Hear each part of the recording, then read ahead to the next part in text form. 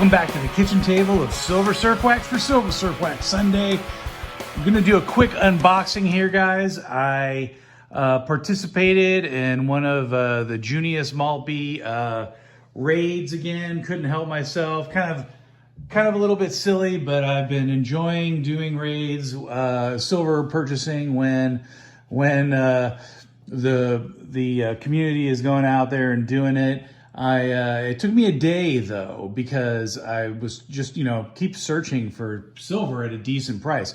So expensive. Let's go ahead and let's get into the unboxing. I'll tell you how much I paid, and I'll tell you how much prices are these days. So let's jump right into it. Let's see if I can do this without much fanfare and ripping into it.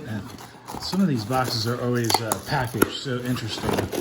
And all right, look at that. Got some bubble wrap on the inside, ripping it out there. So that's the floor. And yeah, I'm pretty excited about this. So this is coming in. Let's see. Oh, what do we got? All right, it's in a nice bag here. Let's see if there's any paperwork I can get rid of. And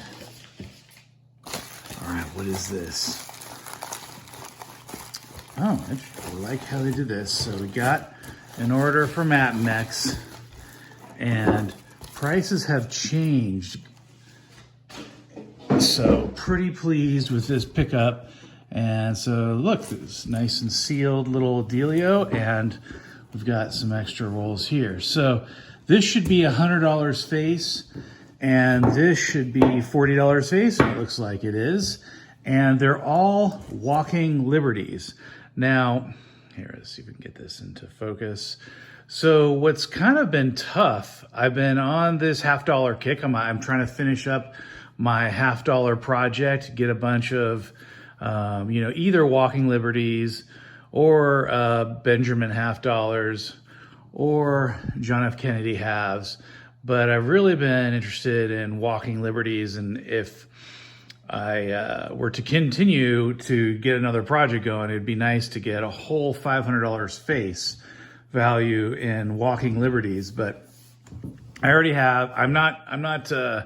That's an expensive effort, and if I can just get 500 ounces or $700 face value in $50, then that's my goal. I want to fill an ammo can with $700 and of $50, and that way we're talking 500 ounces of silver in that ammo can, a monster box of $50, if you will.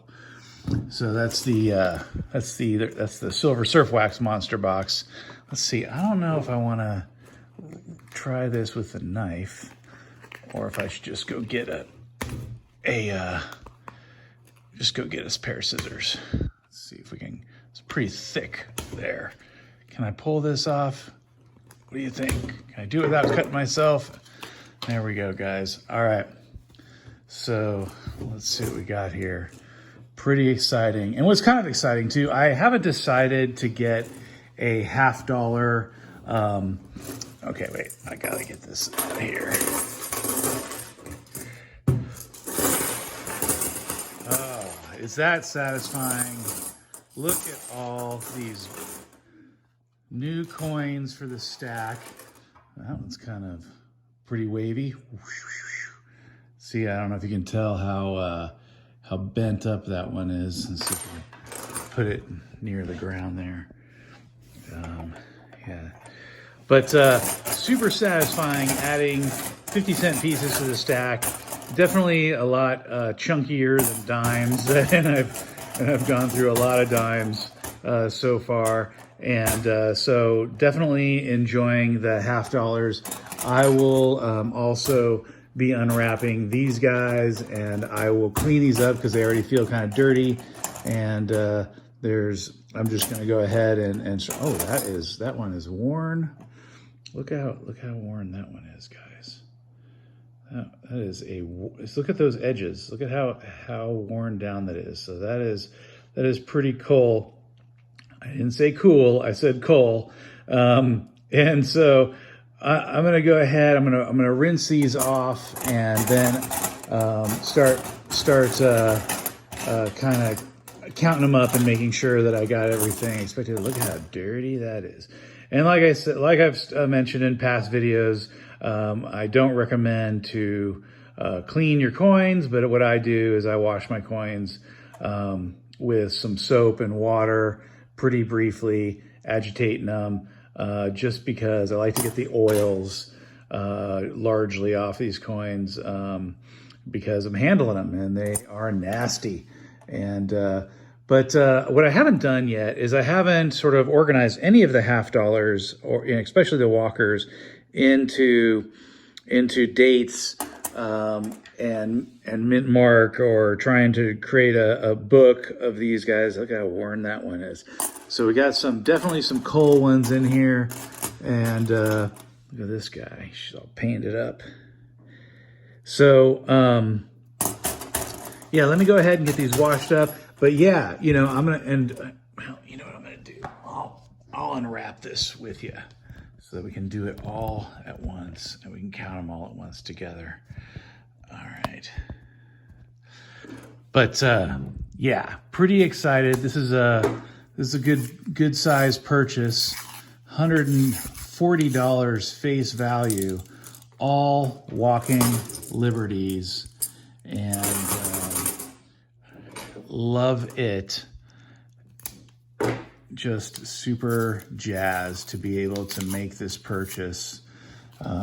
More than I wanted to pay. So, you know, and I should mention that right now. So, as we were looking online, so here we go. Let's see. Anything half dollar wise, what are you at? You're at nearly $26 face, you know, $25.81 for Kennedy's, right? But guess what? There's no, on silver.com, there's none in stock. No walking liberties that can you buy. Here we are, we got some Franklin, some Benjis, right? $25.81. Kennedy's $25.81. I can get that in focus, sorry. But no walking liberties to be had on JM Bullion. Let's go to SD Bullion. Here's what's in stock. I've got, you know, Kennedy half dollars, right? Oh, those are BUs, so that doesn't even count. Here's just any old silver half dollars, 25.46. So 25 face, 25.50, and then 25.54 face for these rolls.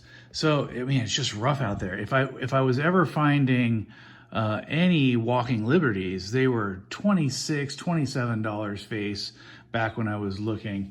Ended up picking these up from APMEX for a great deal. But it's just so depressing. $24 face for all of this, and I jumped on it, and that's the problem, guys, is that, you know, there's just no way. I mean, where I was paying $19, $15, $17 face for silver before, and now they're charging just a huge premium for constitutional silver. And it used to be, just a year ago, constitutional silver was, you know, one of the lowest premium things you could buy out there. So really tough to find any, you know, decent deals. And, you know, let me do this. So, all right, let's see if we can compare silver prices. Look at this. So one of the things I like about this comparesilverprices.com, and it's not always current and updated or accurate, so you really got to double check things. As an example, here's the 100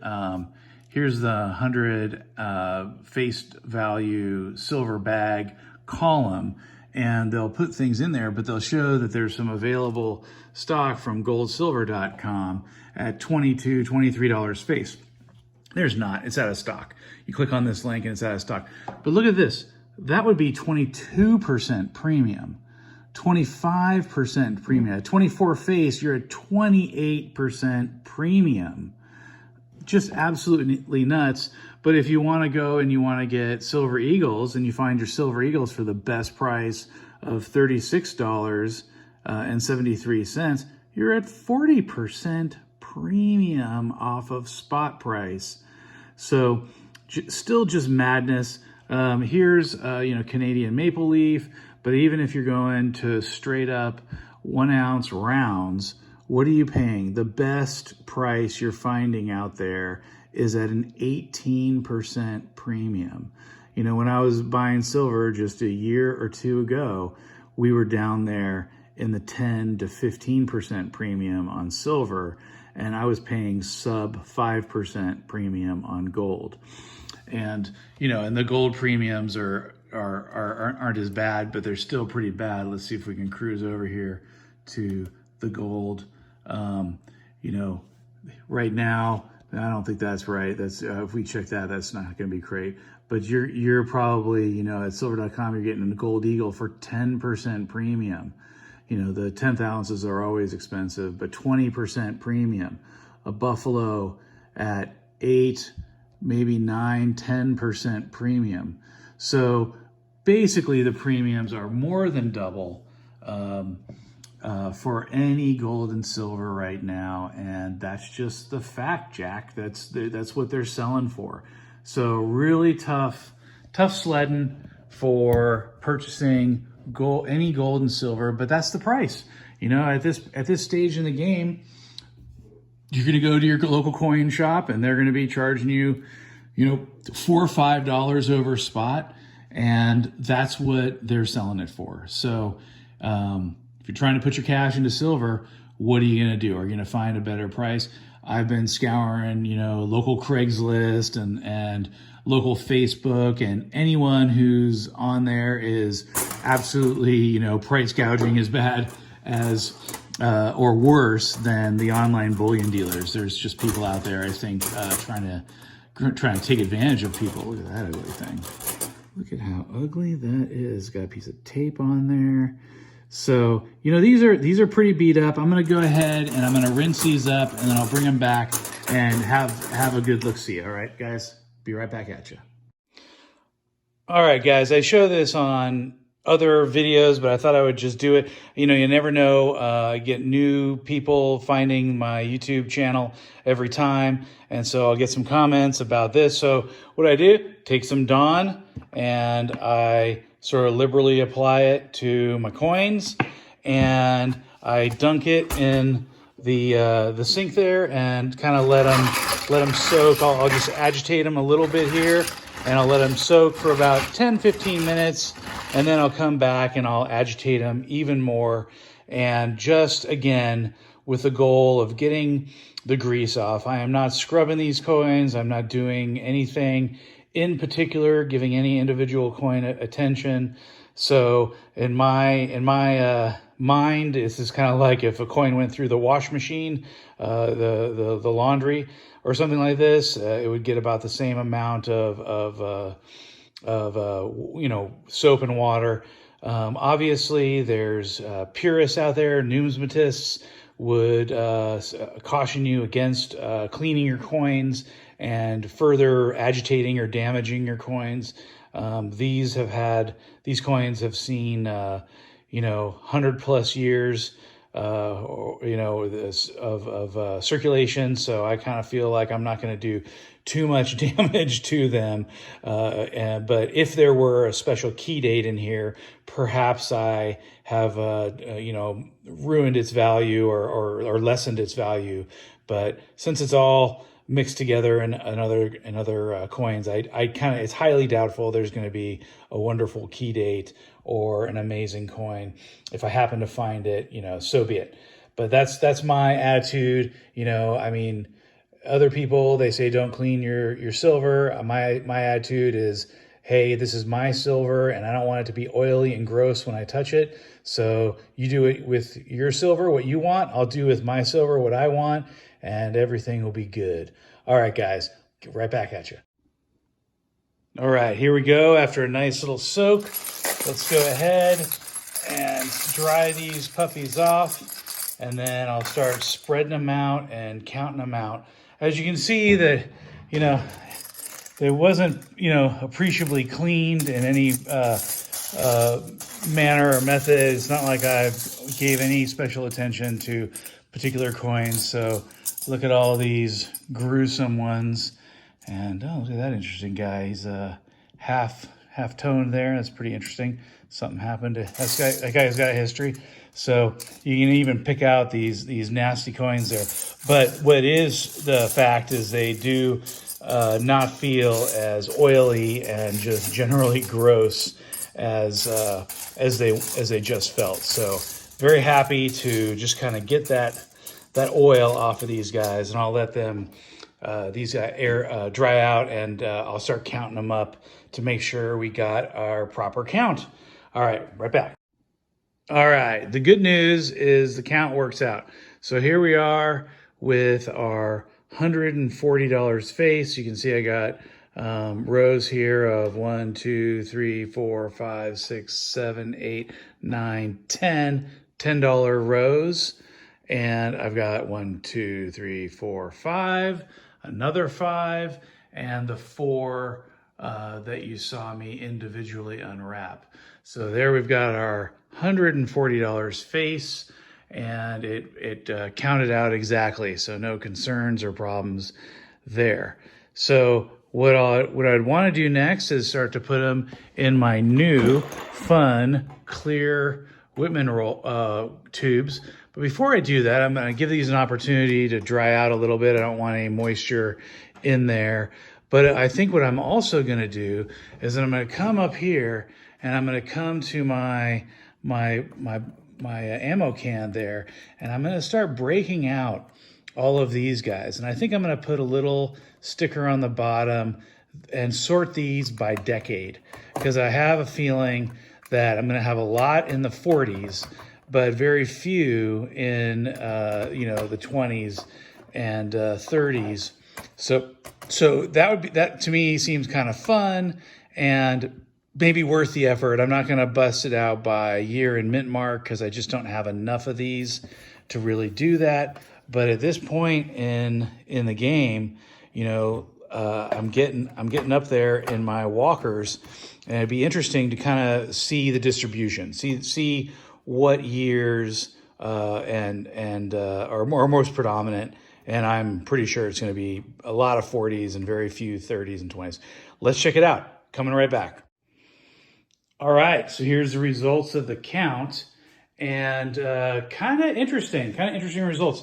So as we expected, the lion's share of the walking liberties that I have are going to be in the 1940s, and I've got 18 tubes, or plus 3 there of $50 in the 40s, and then the next largest is the 1930s, and I've got 6 tubes, and then just these little 6 guys right there.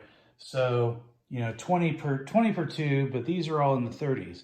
And then the real shocker, the real surprising thing is I only have 6 in the 20s.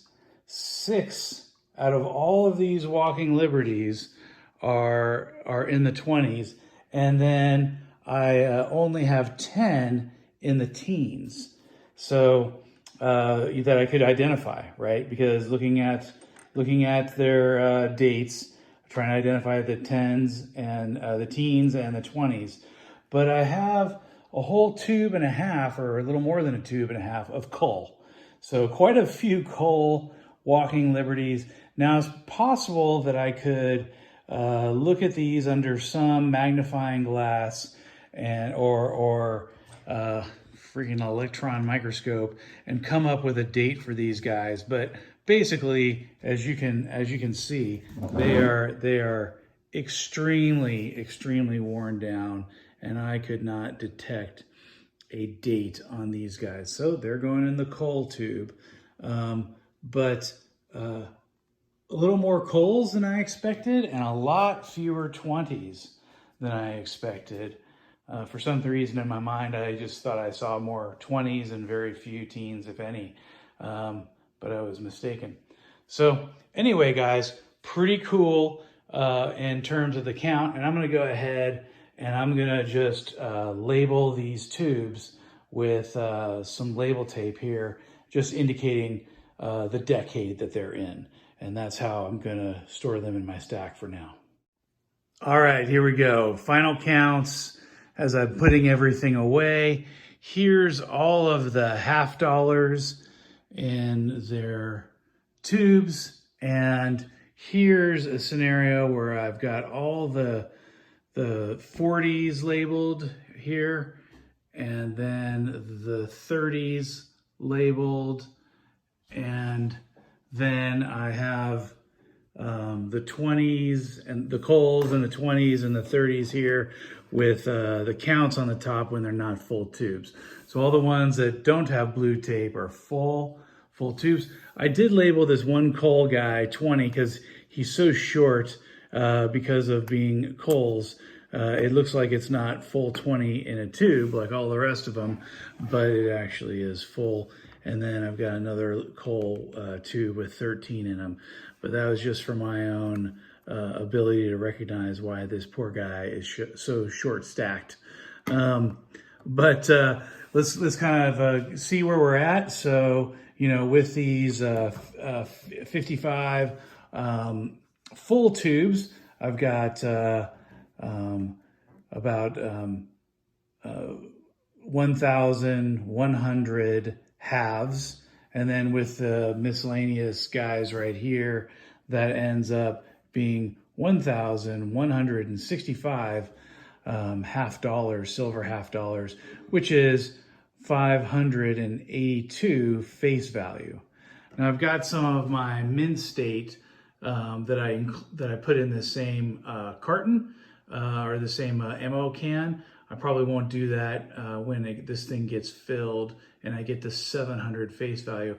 But with that, that's another $18 face. So I'm above $600 face value, which means I need another $122 face value of half dollars. And I'm gonna have filled an entire ammo can with 500 ounces of total silver content and $700 face value of half dollars themselves. So, and that'll complete that monster box, that ammo can monster box of silver halves.